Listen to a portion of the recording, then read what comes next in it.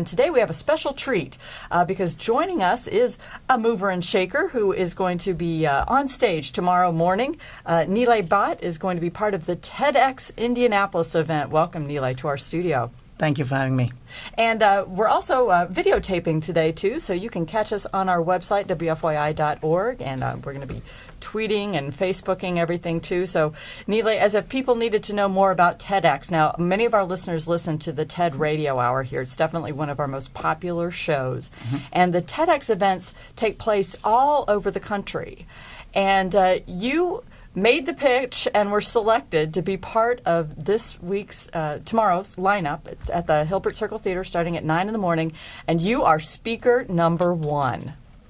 No pressure. How about that? The theme is Get Outside In, which is really what public radio is all about.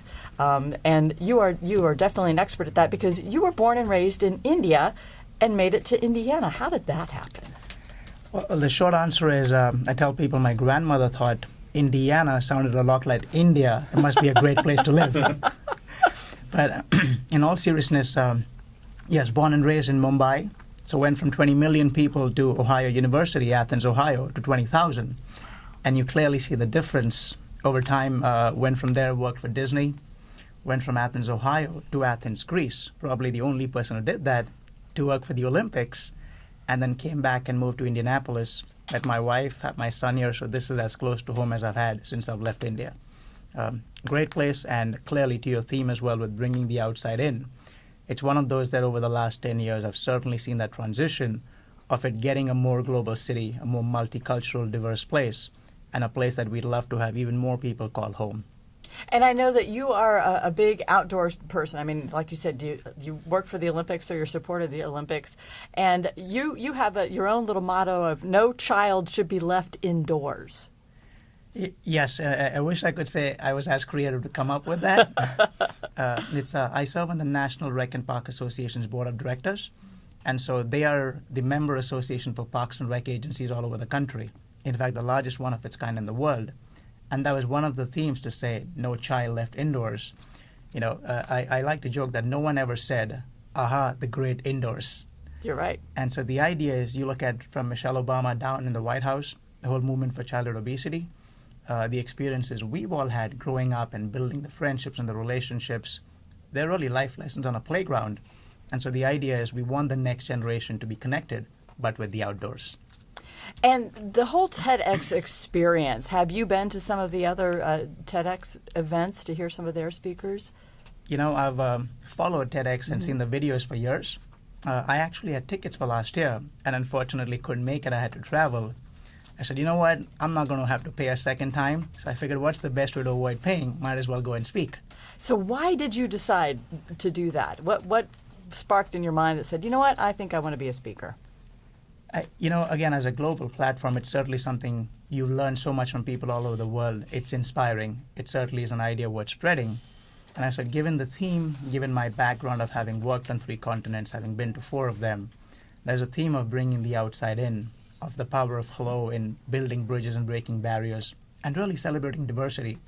And that really resonated with me, hence the pitch for the idea.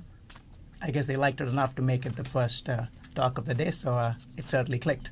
How do you go about preparing for your speech? Oh, they make you prepare a lot. I think the idea is if you know what you're saying, at the end of the day, it's come from the heart. It's something that you need to prepare and be ready for it clearly. But if you see the most engaging speakers are the ones who feel like they're just talking to you one-on-one. And that's really the idea is you know your material, at the end of the day, it's just from the heart. And yours is all about the power of hello. How has the power of hello helped you get from India to here? Oh, it has helped me from everything from getting bargains in the streets to having people in the streets of Paris help me with my bags to truly building relationships and breaking barriers. And it's as simple as that. It doesn't have to be people who even speak English or who don't speak English. Rather, it's those who do but might be familiar with another language. And I'd say right here in Indianapolis, our First Lady, Mrs. Winnie Ballard, she's originally from Philippines. And I'd love to, even as a way of greeting her, why, if we do get a chance, not greet her with a kamusta po, which is hello with respect, and also to actually be able to thank her for all the work she's doing. Salamat po, Mrs. Ballard. And I think it's such a small gesture, but it's certainly, it's one thing for people to hear you. It's another for them to truly listen to you from the heart. And when you speak to them in a language that comes from the heart, it really makes a difference.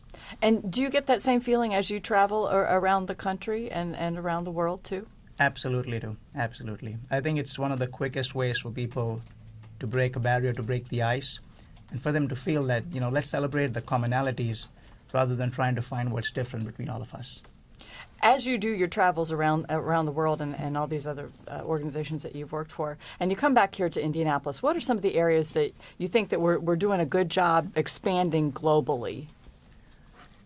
I'd say certainly, the universities, with IU, with IUPUI, with Purdue, with Notre Dame, we've got some of the best students in the world who want to come here.